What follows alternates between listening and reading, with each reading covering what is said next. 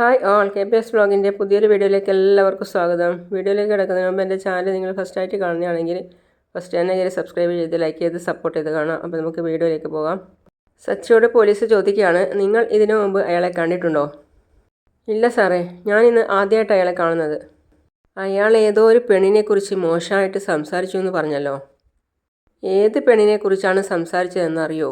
പെണ്ണിൻ്റെ ഡീറ്റെയിൽസ് എന്തെങ്കിലും അറിയോ? സച്ചി കുറച്ച് സമയം ആലോചിച്ചു. അതിനുശേഷം ചിന്തിച്ചിട്ട് പറഞ്ഞു, അവൻ പറഞ്ഞ പേര് വെച്ച് നോക്കുമ്പോൾ എന്ന് പറഞ്ഞു. ഇല്ല സാറേ, എനിക്ക് അറിയില്ല, പേര് കൃത്യമായിട്ട് അവൻ പറഞ്ഞില്ല. അതും കൂടി കേട്ടപ്പോൾ ശ്രുതിക്ക് ആകെ വിഷമത്തിലാണുള്ളത്. അപ്പോൾ അതിൻ്റെ കൂടാന്ന് പറഞ്ഞാൽ മീരയെ ഇടയ്ക്കിടയ്ക്ക് മാറി മാറി നോക്കുന്നുണ്ട്. അപ്പോൾ സച്ചിയുടെ അമ്മ പറയാണ്, ഇവൻ്റെ കാറിൽ എപ്പോഴും കെട്ടവന്മാർ മാത്രമേ കയറൂ സാർ. അത് ശരിയാ, എൻ്റെ കാറിൽ നിന്ന് നിങ്ങളുടെ മകൻ കയറിയിരുന്നു. പിന്നെ അച്ഛൻ ചോദിക്കുകയാണ്, അയാൾ സച്ചിക്കെതിരെ കംപ്ലൈൻറ്റ് എന്തെങ്കിലും തന്നിനോ? ഇല്ല, കംപ്ലൈൻ്റ് ഒന്നും തന്നിട്ടില്ല. കംപ്ലൈൻറ്റ് തരാനുള്ള അവസ്ഥയിലൊന്നുമല്ല അയാൾ ഇവൻ്റെ കയ്യിൽ നിന്നും രക്ഷപ്പെട്ട് ഓടി അയാൾ ഒരു വണ്ടി ഇടിച്ചിട്ട് ആക്സിഡൻ്റ് ആയി. സൂപ്പർ സാർ, അവൻ അങ്ങനെ തന്നെ കിട്ടണം. അപ്പം അച്ഛൻ, എടാ. അപ്പോൾ പോലീസ് പറയാണ്, ഇവിടെ അടുത്തുള്ള ഹോസ്പിറ്റലാണ് ഉള്ളത്, ബോധം വന്നിട്ടില്ല ഇതുവരെ. 12 മണിക്കൂർ കഴിഞ്ഞ് എന്തെങ്കിലും പറയാൻ പറ്റൂ എന്നാണ് ഡോക്ടർ പറഞ്ഞത്. അപ്പം മീര സ്വകാര്യമായിട്ട് ശ്രുതിയോട് പറയാണ്, അപ്പോൾ ആക്സിഡൻ്റ് ആയതുകൊണ്ടായിരിക്കും ഇങ്ങോട്ട് വരാതിരുന്നത്.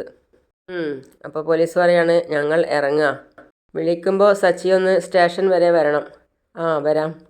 പിന്നെ മറ്റേ പോലീസുകാരനൊരു മെസ്സേജ് വന്നു. അപ്പം പോലീസുകാരൻ പറയാണ്, സാർ അവൻ വിളിച്ചുകൊണ്ടിരുന്ന ഫോൺ നമ്പർ ഉണ്ടല്ലോ, അത് റിക്കവർ ചെയ്തിട്ടുണ്ട്, ആ നമ്പർ ഇതിൽ അയച്ചു തന്നിട്ടുണ്ട്. അത് കേട്ടപ്പോൾ ശ്രുതിയും മീരയും ഞെട്ടി. നമ്പർ തന്നിട്ടുണ്ട് സാർ, അത് ആരാണെന്ന് അന്വേഷിക്കാനുള്ള മെസ്സേജും വന്നിട്ടുണ്ട്. എന്ത് വേണം സാർ?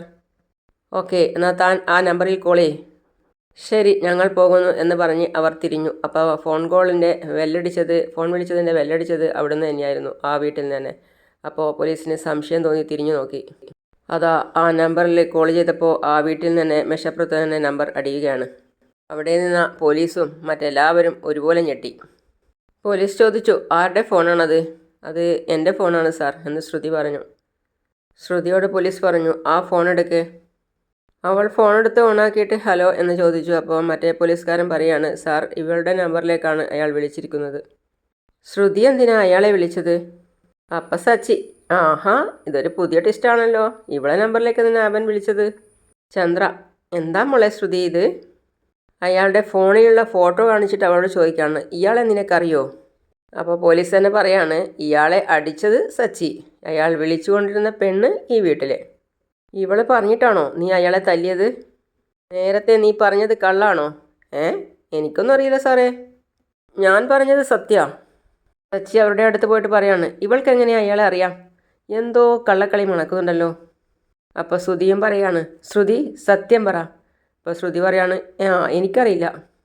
അപ്പോൾ മീര വിഷയം മാറ്റി, അപ്പോയിൻമെൻറ്റിനായിട്ട് ഒരാൾ വിളിച്ചിരുന്നു, അയാളാണോ ശ്രുതി? അറിയില്ല. അതിനുശേഷം അവൾ ഫോൺ നോക്കിയിട്ട് പറയാണ്, ഒരു നമ്പറിൽ വിളിച്ചിട്ടുണ്ട് സാർ, ഞാനൊരു ബ്യൂട്ടി പാർലർ നടത്തുന്നുണ്ട്, അപ്പോയിൻമെൻറ്റിനായിട്ട് ഇതിൽ വിളിച്ചിട്ടുണ്ട്.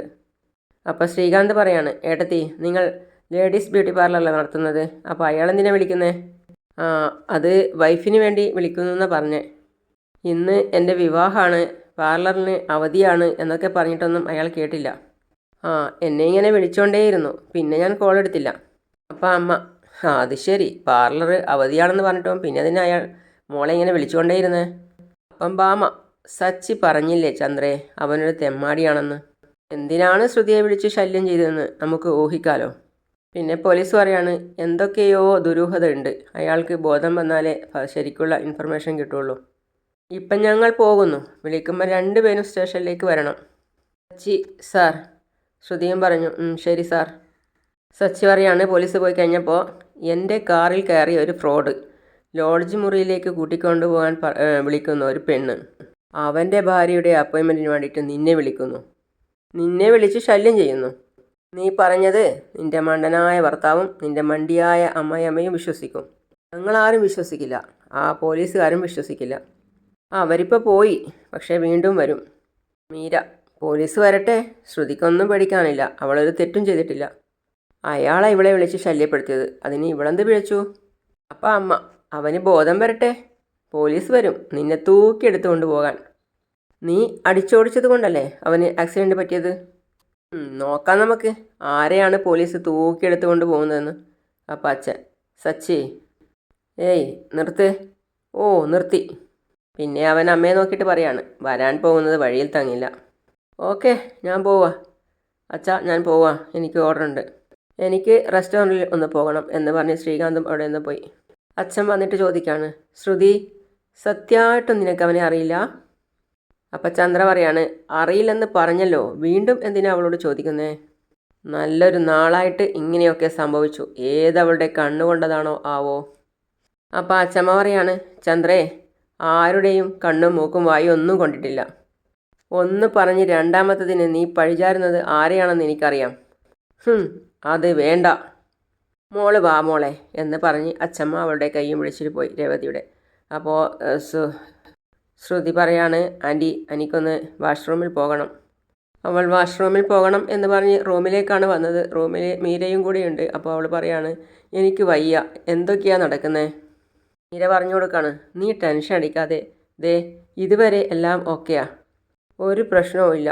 അപ്പോൾ ശ്രുതി പറയാണ്, നവീന് ബോധം വന്നാൽ എന്നെക്കുറിച്ചുള്ള എല്ലാം പറയില്ലേ? അതിന് ബോധം വന്നില്ലല്ലോ. കറക്റ്റ് സമയത്ത് തന്നെ അവന് തക്കതായ ശിക്ഷയും കിട്ടി. നീയായിട്ട് ഇവിടെയുള്ളവരിൽ സംശയം ഉണ്ടാക്കരുത്. നവീൻ്റെ കാര്യം മറന്നേക്ക്. ഇന്ന് എൻജോയ് ചെയ്യേണ്ട ദിവസമാണ്. ഞാൻ ഇറങ്ങാം. ഹോസ്പിറ്റലിൽ ചെന്നിട്ട് നവീൻ്റെ ഇപ്പോഴത്തെ അവസ്ഥ അറിയണം. അതിന് ശേഷം ഞാൻ നിന്നെ വിളിക്കാം. ഞാൻ പോട്ടേടി എന്ന് പറഞ്ഞ് മീരയും പോയി. ശ്രുതി ഒറ്റയ്ക്കായി. പിന്നെ കാണിക്കുന്നത് ശ്രീകാന്തിനെ വർഷ വിളിക്കുകയാണ്. എന്നിട്ട് ചോദിക്കുകയാണ്, ഏട്ടൻ്റെ വിവാഹമൊക്കെ ഭംഗിയായിട്ട് കഴിഞ്ഞോ? കഴിഞ്ഞു. നീ ഉണ്ടാക്കി തന്ന ഫുഡിൻ്റെ ടേസ്റ്റ് നാക്കിൽ ഒട്ടിപ്പിടിച്ച് കിടക്കുകയല്ലേ? അത് കഴിച്ച് ശീലായി. ഇപ്പോൾ വേറെ ഫുഡൊന്നും പിടിക്കുന്നില്ല. നീ കല്യാണത്തിരക്കിലായിരിക്കും എന്നറിയാം, പക്ഷേ വിശന്നപ്പോൾ വിളിച്ചതാ. വേറെ എവിടെയും ഓർഡർ ചെയ്യാനും തോന്നുന്നില്ല. അതിന് ഞാൻ വർക്ക് ചെയ്യുന്ന റെസ്റ്റോറൻറ്റിൽ തന്നെ ഓർഡർ ചെയ്യേ, നല്ല ഫുഡ് കിട്ടും. ഏയ്, നീ ഇന്ന് ലീവല്ലേ? നീ ഉണ്ടാക്കുന്ന ഫുഡിന് വേണ്ടിയേ ഞാനവിടെ ഓർഡർ ചെയ്യുള്ളൂ. മറ്റുള്ളവരുണ്ടാക്കുന്ന ഫുഡ് എനിക്ക് വേണ്ട. ഓ അങ്ങനെയാണോ? അപ്പോൾ അവൾ പറയാണ്, എനിക്കൊരു കാര്യം മനസ്സിന് പിടിച്ചാൽ ഞാനതിനെ വിടത്തേയില്ല. ഇന്ന് പട്ടിണി കിടക്കാമെന്നാണ് തോന്നുന്നത്. നിൻ്റെ കൈകൊണ്ടുണ്ടാക്കുന്ന ഫുഡ് ഇന്ന് കഴിക്കാൻ പറ്റില്ലല്ലോ. നീ ഓർഡർ ചെയ്തോ, ഞാൻ ഫുഡ് ഉണ്ടാക്കിത്തരാം. നീ എന്തായാലും പട്ടിണി കിടക്കേണ്ട ആവശ്യമൊന്നുമില്ല. അപ്പോൾ അവൾ പറയുന്നു, നീ കല്യാണ സ്ഥലത്തല്ലേ ഉള്ളത്, എനിക്കങ്ങനെ ഭക്ഷണം ഉണ്ടാക്കിത്തരും. നിനക്ക് എന്ത് വേണം പറ, ഞാൻ അവിടെ ഉണ്ടാക്കി എത്തിക്കാം. ഞാനിപ്പോൾ റെസ്റ്റോറൻറ്റിലുണ്ട്. കള്ളം പറയല്ലേ? ഞാൻ റെസ്റ്റോറൻറ്റിലുണ്ടെന്നേ. കല്യാണം കഴിഞ്ഞ് ചെറുക്കനും പെണ്ണും വീട്ടിൽ കയറിയ ഉടനെ ഞാനിങ്ങ് പോന്നു. വർക്കിനോട് അത്രയ്ക്ക് ആത്മാർത്ഥതയാണല്ലേ? ഞാനാണെങ്കിൽ ഇത്രയും ദിവസം സ്റ്റുഡിയോയിൽ നിന്ന് വിളിച്ചു കഴിഞ്ഞാൽ ഫോണ് പോലും എടുക്കില്ല. ഞാനിന്നേ നിനക്ക് ഡിഫറെൻ്റ് ആയിട്ടുള്ളൊരു ഡിഷ് ഉണ്ടാക്കിത്തരാം. നീ വെയിറ്റ് ചെയ്യ്, കൊടുത്തു വിടണ്ട. ഞാൻ റെസ്റ്റോറൻറ്റിൽ വന്നിട്ട് കഴിച്ചോളാം. എനിക്ക് നിന്നെ കാണുകയും ചെയ്യാലോ. എനിക്കും അത് തന്നെയാണ് സന്തോഷം. നീ വാ. ശരി. പിന്നെ കാണിക്കുന്നത് ശ്രുതി, അതായത് അവളുടെ സ്വർണ്ണങ്ങളൊക്കെ ഊരി വെക്കുന്നതാണ്. അപ്പോൾ അതിൻ്റെ ഇടയിൽ ഒരു കോൾ വന്നിട്ടുണ്ട്. ഹലോ മീര, പറയ്. എന്തുണ്ടടി? മാരേജ് ലൈഫ് എൻജോയ് ചെയ്യാൻ തുടങ്ങിയോ? നിൻ്റെ കെട്ടിയവൻ അടുത്തുണ്ടോ? മീര, ഞാൻ മുറിയിൽ നിന്ന് പുറത്തിറങ്ങിയിട്ടില്ല. മുള്ളിന്മേൽ നിൽക്കുന്ന പോലെ നിൽക്കുക ഞാൻ. നീ ഹോസ്പിറ്റലിൽ പോയിരുന്നോ? എന്താ നവീൻ്റെ അവസ്ഥ? ഞാൻ ഹോസ്പിറ്റലിൽ നിന്ന് ഇറങ്ങിയതേ ഉള്ളൂ. പരിചയത്തിലുള്ളൊരു ഡോക്ടറെ കണ്ടു. നവീൻ ഇപ്പോൾ എങ്ങനെയുണ്ടെന്ന് അന്വേഷിച്ചു. അപ്പോൾ ശ്രുതി ചോദിക്കാണ്, അവൻ കണ്ണു തുറന്നോ? അവന് ബോധം വന്നോ? ഏയ്, അവനിപ്പോൾ കോമ സ്റ്റേജിലാടി. സത്യമാണോ നീ പറയുന്നേ? സത്യം.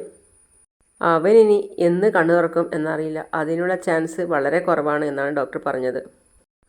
അവനെക്കൊണ്ടുള്ള ശല്യം തൽക്കാലം അവസാനിച്ചു അല്ലേ? എനിക്ക് പ്രശ്നമൊന്നും ഉണ്ടാവില്ലല്ലോ അല്ലേ മീര? ഇല്ലടി, അവൻ കോമയിൽ കിടക്കുന്ന എത്ര കാലമാണോ അത്രയും കാലം നിനക്കൊരു പ്രശ്നവും ഉണ്ടാവില്ല. നീ ടെൻഷനാവാതെ. ഇനി അവനെ കൊണ്ട് നിനക്ക് ഒരു പ്രശ്നവും ഉണ്ടാവില്ല. ഇപ്പോഴാടി എൻ്റെ ശ്വാസം ഒന്ന് നേരെ വീണ്. ഇതിന് നീ നിൻ്റെ ഹസ്ബൻഡിൻ്റെ അനിയനോട് നന്ദി പറയണം. അവനാണല്ലോ നവീനെ അടിച്ച് വിരട്ടി ഓടിച്ചത്. അതും ശരിയാ, അവൻ പോലും അറിയാതെയാണ് അവൻ എന്നെ ഹെൽപ്പ് ചെയ്തത്. ഇനി ഒരു ടെൻഷനും വേണ്ട. മാരേജ് ലൈഫ് എൻജോയ് ചെയ്യ്, ജോളിയായിട്ടിരിക്കെ. All the best. Thank you. Shruti ഓടി വന്ന് മുകളിൽ നിന്ന് ഡ്രസ്സൊക്കെ മാറ്റിയിട്ട് ഓടി വന്ന് ആൻറ്റിയെ കെട്ടിപ്പിടിക്കുകയാണ്. ആൻറ്റിയോ താങ്ക്സ് ആൻറ്റി എന്ന് പറഞ്ഞിട്ട്. അപ്പോൾ ആൻറ്റി പറയണം, എന്താ മോളെ ഇങ്ങനെ പെട്ടെന്ന് വന്നിട്ട് കെട്ടിപ്പിടിക്കുന്നു? എങ്ങനെ നന്ദി പറയണം എന്നറിയില്ല ആൻറ്റി. ആൻറ്റിയും ഭാമയും അവിടെ ഇരുന്നിട്ടുണ്ടായിരുന്നു. അപ്പോൾ അതുവഴി അച്ഛനും വരുന്നുണ്ട്. എല്ലാ പെൺകുട്ടികൾക്കും കല്യാണം കഴിഞ്ഞാൽ ഒരു അമ്മായിയമ്മയെ കിട്ടും. പക്ഷേ എനിക്ക് കിട്ടിയത് ഒരു അമ്മയാ. ആൻറ്റി കാരണം എനിക്ക് ഇങ്ങനെ ഒരു ലൈഫ് കിട്ടിയത്. Thank you so much aunty. അപ്പോൾ ആൻറ്റി പറയാണ്, ഞങ്ങൾ നിന്നോടല്ലേ നന്ദി പറയേണ്ടത്. നീ ഈ വീട്ടിലേക്ക് മരുമകളായിട്ട് അല്ല മകളായിട്ട് വന്നല്ലോ. അപ്പോൾ ഭാമ പറയാണ്, അത് ഞാൻ കാരണമാണ് വന്നത്, അത് മറക്കണ്ട. അപ്പോൾ എല്ലാവരും കൂടി ചിരിച്ച്. അപ്പോൾ ചന്ദ്ര പറയാണ്, ഒരു വിഷമേ ഇനിയുള്ളൂ. കുറച്ച് നാൾ മുമ്പ് നിന്നെ കണ്ടില്ലല്ലോ, ആ ഒരു വിഷമം. മുമ്പേ കണ്ടിരുന്നെങ്കിൽ സുധിയെ കൊണ്ട് അപ്പം കെട്ടിച്ച് അന്നേ ആ സമയത്തെ നിന്നെ ഈ വീട്ടിലേക്ക് കൊണ്ടുവരുമായിരുന്നു. നീയാകുമായിരുന്നു ഈ വീട്ടിലേക്ക് ആദ്യം കയറി വരുന്ന മരുമകൾ. അപ്പോൾ രേവതി മുകളിൽ നിന്ന് താഴേക്ക് ഇറങ്ങി വരികയാണ്. അപ്പോൾ അമ്മ കളം മാറ്റി. അമ്മ പറയാണ്, ഓരോ ദാരിദ്ര്യം പിടിച്ചവർ കയറി വരില്ലായിരുന്നു. രേവതിയെ കുത്തി നോവിക്കുകയാണ് ശ്രീ. ചന്ദ്രേ, പലതവണ നിന്നോട് ഞാൻ പറഞ്ഞിട്ടുണ്ട്. ആ മതി മതി മതി മതി. ഇനി ഇതിൻ്റെ പേരിൽ എൻ്റെ തലയിൽ കയറണ്ട, ഞങ്ങളുടെ സന്തോഷവും കെടുത്തണ്ട. അത് കേട്ടപ്പോൾ രേവതി ആ ഭാഗത്ത് നിന്ന് മാറിപ്പോയി. അപ്പോൾ അതിൻ്റെ പിന്നാലെ അച്ഛനും പോയി. എന്നിട്ട് ശ്രുതിയോട് അമ്മ പറയാണ്, പറ മോളെ, എന്തൊക്കെയുണ്ട് വിശേഷം, നീ ഇരിക്ക്. ഞാനെന്ത് പറയാനാ ആൻറ്റി, കല്യാണ സമയത്ത് മോളുടെ മുഖത്ത് ഒരു തെളിച്ചം ഉണ്ടായിരുന്നില്ല. ഇപ്പോഴാ മുഖത്ത് സന്തോഷം തെളിഞ്ഞത്. സോറി ആൻറ്റി, ഞാനപ്പോൾ ഒരു വിഷയത്തിൽ അപ്സെറ്റായിരുന്നു. എന്താ വിഷയം? അത് എന്ന് പറഞ്ഞപ്പോൾ തന്നെ ബാമ്മ പറയാണ്, എത്ര വിഷമമുണ്ടെങ്കിലും ദേഷ്യം ഉണ്ടെങ്കിലും സ്വന്തം അച്ഛനല്ലേ, ആ വിഷമം എന്തായാലും കാണും. അതല്ലേ ശ്രുതി? ആ അതെ. അച്ഛനെ വിളിച്ച് കല്യാണം കഴിഞ്ഞ കാര്യം ഇനി പറയാലോ മോളെ, അല്ലേ? വേണമെങ്കിൽ അച്ഛനെ ഇപ്പോൾ വിളിച്ചിട്ട് ഇങ്ങോട്ടേക്ക് വരാനും പറയാം. വേണ്ട ആൻറ്റി, എനിക്ക് അദ്ദേഹത്തെ കാണാനോ സംസാരിക്കാനോ ഒന്നിനും ഒരു താല്പര്യമില്ല. ഇത്രയും ദേഷ്യം വേണോ മോളെ? സ്വന്തം അച്ഛനല്ലേ. ആൻറ്റി, ഞാൻ ഇപ്പോഴാണ് കുറച്ച് ഹാപ്പി ആയിട്ടിരിക്കുന്നത്. ഇനി അവരെക്കുറിച്ച് സംസാരിക്കണ്ട. വീട് ചന്ദ്രേ, എന്നെങ്കിലും ഒരു ദിവസം ഇവർ തമ്മിൽ കാണും, ഒരുമിക്കും, സംസാരിക്കും, ഒരുമിച്ച് കഴിയുകയും ചെയ്യും. ബാമ്മ പറയാണ്, നമുക്കിവരെ രണ്ടുപേരെയും ഹണിമൂണിന് മലേഷ്യയിലേക്ക് വിടാന്നേ. അപ്പോൾ ശ്രുതി പറയാണ്, അമ്മേ ശ്രുതിയെ ടെൻഷൻ അടിപ്പിക്കാതെ. ഇല്ലടാ, ഞാൻ നിൻ്റെ ഭാര്യയോടൊന്നും പറയുന്നില്ലേ. അപ്പോഴതാ അച്ഛമ്മ താഴേക്ക് ഇറങ്ങി വരികയാണ്. അച്ഛമ്മയെ കണ്ടപ്പോൾ തന്നെ എല്ലാവരും എണീറ്റ് നിന്നു. എന്താ എല്ലാവരും ചിരിക്കുന്നേ? കുടത്തിന്ന് മോതിരെടുക്കുന്ന ചടങ്ങ് നടത്തണ്ടേ? അത് വേണോ അമ്മേ? അങ്ങനെ ഒരു ചടങ്ങിനെക്കുറിച്ച് ഇവർക്കൊന്നും അറിയേയില്ല. ഈ നാട്ടിലൊന്നും അങ്ങനെ ഒരു ചടങ്ങേ ഇല്ല. എടാ, ഇങ്ങനെയല്ലേ അവരിതൊക്കെ അറിയുന്നേ. എൻ്റെ നാട്ടിൽ ആ ചടങ്ങുണ്ട്, അപൂർവമായിട്ട് ആണെങ്കിലും. കല്യാണം കഴിഞ്ഞ ദിവസം ഈ ചടങ്ങ് നടത്തണം. തലമുറകളായിട്ട് ഞങ്ങൾ ഈ ചടങ്ങ് നടത്താറുണ്ട്. നിൻ്റെയും ഇവരുടെയും കല്യാണത്തിന് നടത്തിയില്ലേ? മറന്നോടാ നീ? മറന്നിട്ടല്ല, രേവതിയുടെയും സച്ചിയുടെയും കല്യാണത്തിനൊന്നും ഇതൊന്നും നടത്തിയില്ലല്ലോ. ചടങ്ങ് നടത്താനുള്ള അവസ്ഥയിലായിരുന്നോ അന്ന്? വേണമെങ്കിൽ രേവതിയും സച്ചിയും അതും ഇന്ന് തന്നെ നടത്തട്ടെ. അപ്പം ചന്ദ്ര പറയാണ്, വേണ്ട വേണ്ട, അതൊന്നും വേണ്ട. അവൻ്റെ വിവാഹം അന്നേ കഴിഞ്ഞതല്ലേ, ഇന്ന് കഴിഞ്ഞവരുടെ മാത്രം നടത്തിയാൽ മതി. അപ്പം അച്ഛമ്മ, ആ ശരി ശരി ശരി, പെട്ടെന്ന് തന്നെ എല്ലാ കാര്യവും നോക്ക് രവി എന്ന് പറഞ്ഞ് അവർ രവിയെയും കൂട്ടി അപ്പുറത്തേക്ക് പോയി. അപ്പോൾ രേവതി അതുവഴി പോവുമായിരുന്നു. അപ്പോൾ ചന്ദ്ര പറയാണ്, നീ അവിടെ നിന്നേ, കുറച്ച് പപ്പടം വറുത്തെടുക്കണം. പിന്നെ ഒരു കുട എടുത്തിട്ട് അതിൽ വെള്ളം നിറച്ചിട്ട് കുറച്ച് മഞ്ഞൾപ്പൊടി ഇട്ടിട്ട് അത് കൊടുക്കുക. പെട്ടെന്ന് റെഡിയാക്ക്. ചെല്ലേ. പോകാനായി തിരിഞ്ഞ രേവതിയോട്, അവിടെ നിൽക്ക്, കുടം പൂക്കൾ കൊണ്ട് അലങ്കരിക്കണം കേട്ടോ. ചെല്ല്. വീണ്ടും പറയാണ്, നിന്നേ, പപ്പടം നന്നായിട്ട് പൊരിയണം, എണ്ണയുടെ ഒരംശം പോലും ഉണ്ടാവരുത്. പോയി പെട്ടെന്ന് റെഡിയാക്ക്. ആൻറ്റി, എനിക്ക് മനസ്സിലായില്ല, എന്താ ഈ ചടങ്ങ്? ശ്രുതി ചോദിക്കുകയാണ്.